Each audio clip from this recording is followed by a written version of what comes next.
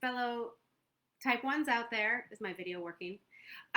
Welcome. This is Dr. Jody. I'm going to share with you today my tips for how to not overtreat a low. Something I just did this morning that I'll tell you all about. Oh, the joys of being a type 1, right? Well, I've had type 1 for 40 years. Perhaps you're just finding me. If so, welcome. I'm so glad. Or maybe you've been following me since March.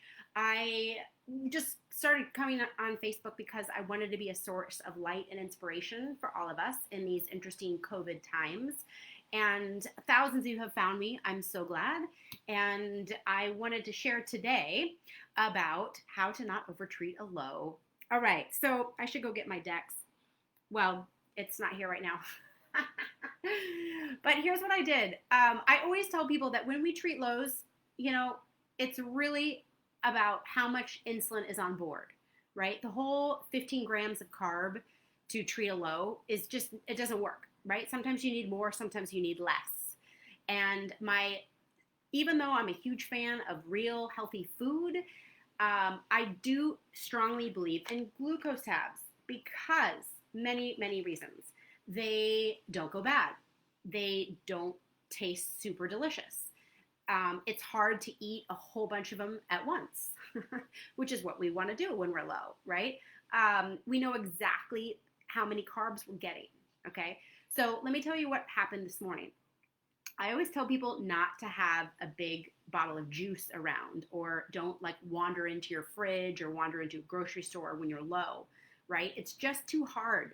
We have all of these hormones telling us we need to eat, and we might only need one glucose tab, right? But how easy is it to stop? Not very. So what I did this morning is I completely broke my rule that I've talked about in these videos, and that is to go into the fridge and drink juice out of the bottle. So here's what happened. I always give myself a unit of insulin as soon as I wake up because my numbers tend to rise as soon as I wake up. But as maybe you've found with your body, that dawn phenomenon, or what's also called feet on the floor syndrome, this spike that can happen in the morning, is unpredictable.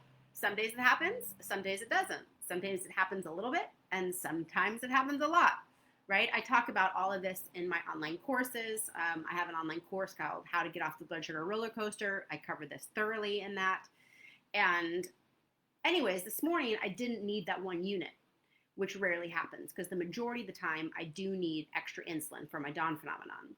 But this morning I already had a perfect 80. When I woke up, I gave myself a unit expecting to go up, and I didn't. So of course I had a low. Well, I just had some friends visiting, and they left a bottle of orange juice in my fridge. So what do? I am low. I only have 1 unit of insulin on board. Okay, so that's not 2, 3, 4, 5 units, right? The more insulin you have on board, the more intense your low can be. Well, also depends on how much food is digesting, of course, right? Because you have multiple forces. You have the force of food digesting, bringing you up, and insulin bringing you down. But in this case, I only had 1 unit of insulin on board. So the max carbs I would have needed would have been about 15, I think, because 1 unit covers me about 15 carbs. However, I opened up the fridge, feeling that low. I drank my juice, gug, way more than 15 units. This is why I don't like juice. I wouldn't have done that if I followed my own rule and only ate, 2 or 3 glucose tabs and then stopped, because they're so easy to stop. They're so measurable. And then this is what happened.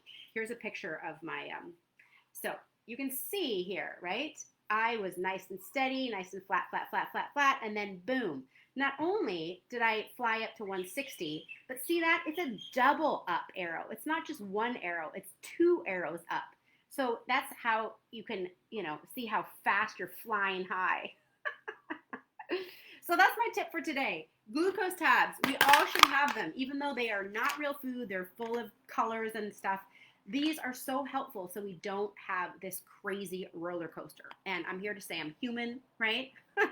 I fall down the overcorrecting train myself. I've had it for 40 years. It happens. Okay, we have a lot of people saying hello today. Christiane says hello. Ashley, hello. Emma from the UK. KT says hey. I always love it when you guys chime in. I know most of you watch this on recording. I'd love for you to follow me. I'm just about to launch a membership program next week. I'm so excited. I've gotten so much motivation from all of you from doing these Facebook Lives. I've done over 100 of them now since March, since COVID began. And so I've decided I want to create a community for just us.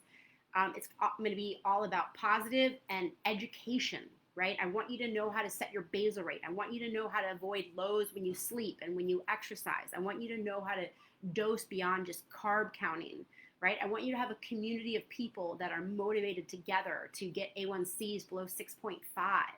I want a community of people that we can lift each other up because we're educated and supportive and we know what it's like to live with type 1 and we can be stronger together. So it's called the Type 1 Diabetes Crew. You'll be hearing about it next week. I'll have a sales page, a landing page to sign up. My goal is to make it super affordable. There's also a free version. So I'll tell more about it next week. So head over to my website, sign up for my free handout or my free videos, something like that. So I have your email. So you get the email notifications about the membership program. My website is drjodyn.com. You can also just Google Dr. Jody Diabetes anywhere in the world and I come up. And I will see you next week. Have a great weekend and Happy New Year. Bye for now.